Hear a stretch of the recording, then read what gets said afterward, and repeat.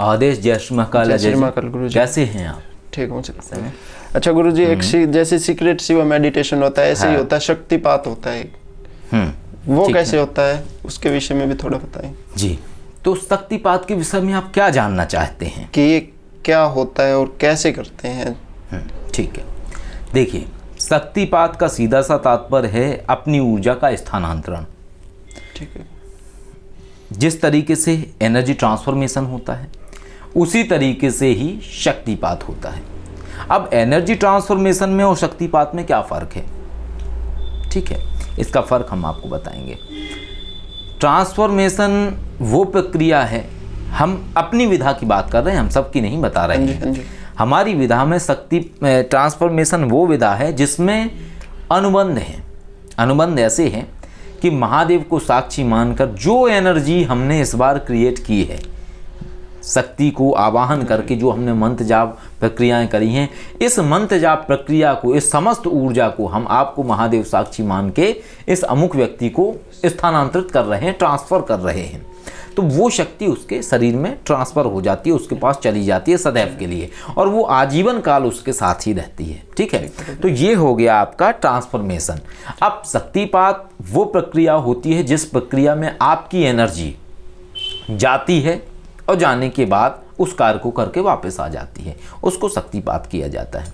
समझ पा रहे हैं या थोड़ा और आसान भाषा में समझाऊं? नहीं समझ पा रहा हूँ कि आपने जैसे शक्तिपात किया तो आपकी एनर्जी जाएगी, जिस कार्य के लिए आपने भेजा वो करके और फिर पुनः वापस आ जाएगी। ऐसा समझ लीजिए। इसको और स्पष्ट कर देते हैं। जैसे कोई गाड़ी है जो पुरानी हो गई, ठीक है, पुरानी हो के क्या है, अब वो स्टार्ट नहीं हो पाती है, ना सेल्फ उठ पाता है उस गाड़ी का। ठीक है, अब उसे चाहिए होता है धक्का।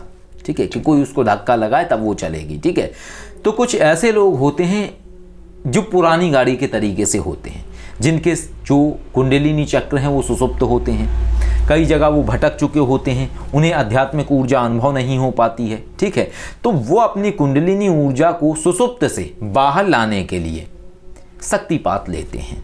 ठीक है, ताकि उनकी वो कुंडलिनी ऊर्जा जो सुसुप्त है वो जाग जाए।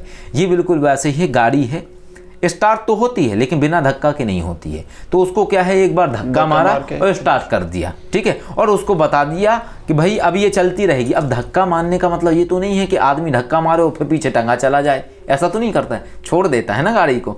तो यही प्रक्रिया होती है शक्तिपात की, कि एनर्जी जाती है, उसकी ऊर्जा को पुश करती है, उसकी ऊर्जा को जगाती है और एक भावना उसके अंदर डाल देती है कि अब तुम ये करते रहना ताकि ये जगी बनी रहे, फिर ना सो जाए। ठीक है, और वो एनर्जी जिसकी है वो वापस आ जाती है। और शक्तिपात के समय ये होता है, जब आप शक्तिपात करते हैं किसी एक व्यक्ति को, तब आपके शरीर में एक बहुत ज़्यादा लोड बढ़ जाता है, आपको सिर फटने लगता है, आपको ऐसा लगता है जैसे आप एक गहरी नशे की या समाधि की एक ऐसी अवस्था में हैं जहां आप कंट्रोल नहीं कर पा रहे हैं एनर्जी को, क्योंकि आपका लोड पड़ता है आपके शरीर के ऊपर। और ये लोड वैसे ही है जैसे आप किसी नेगेटिव एनर्जीज को अपनी शक्ति से पकड़वाते हैं, पकड़वाने के बाद उसको कहीं कैद करने की चेष्टा करते हैं या कैद कर देते हैं। तो शुरुआती अवस्था में कुछ घंटे तक आपको ऐसा अनुभव होता है जैसे ये सिर बहुत तेज फट रहा है, या यहाँ खिंचाव हो के या कुछ है जो बाहर निकल आएगा अभी आपके सिर में से, ऐसा आपको अनुभव होता रहता है। और ये जब तक होता रहता है जब तक वो जो नेगेटिव एनर्जीज आपने बंद की है वो शांत नहीं हो जाती है। तो यही अवस्था शक्तिपात की होती है। शक्तिपात एक तरीके से ये अवस्था कह लीजिए आपके सुसुप्त चीज़ को जागृत करने के लिए है, और वो व्यक्ति अपनी ऊर्जा देता है, उसको जागृत करता है, वो ऊर्जा पुनः 24 घंटे के अंदर उस व्यक्ति में वापस आ जाती है। और कई लोगों को शक्तिपात किया जा सकता है। ये शक्तिपात प्रक्रिया है। और ट्रांसफॉर्मेशन वो प्रक्रिया है जिसमें परमानेंट एक एनर्जी चली जाती है उसके पास।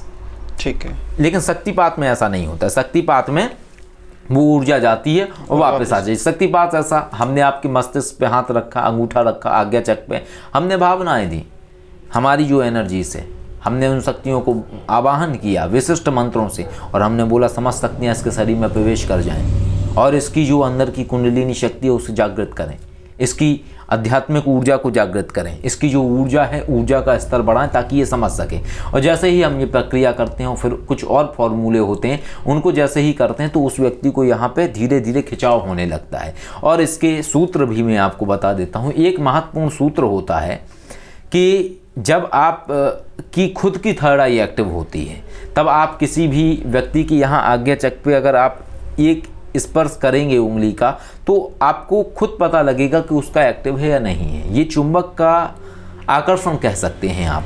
जिसका थर्ड आई थोड़ा बहुत एक्टिव होगा, जैसे ही आप अपनी उंगली को वहाँ पुश करेंगे, आपको एक कंप्रेस अनुभव होगा। जैसे हाथों को रगड़ के ऐसे करने पे आपको एक खिंचाव अनुभव होता है, वही अनुभव आपको उंगली में होगा। उंगली आपकी मस्तिष्क से उसके इतने दूर होगी, फिर भी आपको ऐसा लगेगा जैसे कोई तार जुड़ा हुआ है जो खिंच रहा है आपस में।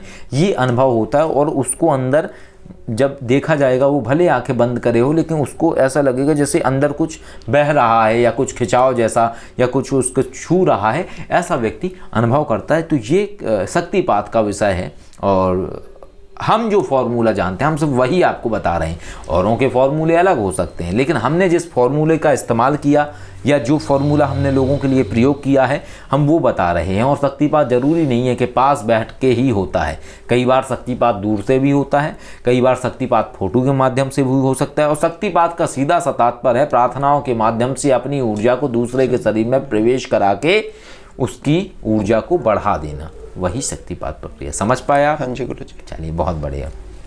जय श्री महाकाल। आपके प्रश्न पूर्ण हो गए? हाँ जी। अब तो कोई शंका नहीं है? कोई शंका नहीं है गुरुजी। किसी विषय को लेके या किसी बात को लेके या कोई और आध्यात्मिक प्रश्न आपका? अभी तो नहीं है गुरुजी। बाकी तो मैंने आपको वो बता ही दिया था कि जो आपका एक प्रश्न था कि क्या ऐसा संभव है कि भाई एक माला में अपना सिद्धि हो जाए। हाँ जी, हाँ जी। 21 माला की जगह एक माला में, वो मैं आपको समझा चुका हूँ। हाँ जी। कि एक माला में सिद्धि आपकी ऐसे होती है, ये समझ लीजिए आपके एनर्जी के लेवल को आप जिस तरीके से समझते हैं उसी पर आधारित विषय है। और होने को तो देखिए बहुत सारी चीज़ें अपने आप से भी हो जाती हैं, एक माला की भी जरूरत नहीं है, 11 हवनाहुति में भी हो जाती, तो वो तो आप समझ गए। और तो कुछ डाउट्स नहीं है आध्यात्मिकता से जुड़े हुए? नहीं है गुरुजी। चलिए ठीक है। जय श्री महाकाल जी। जय श्री महाकाल जी।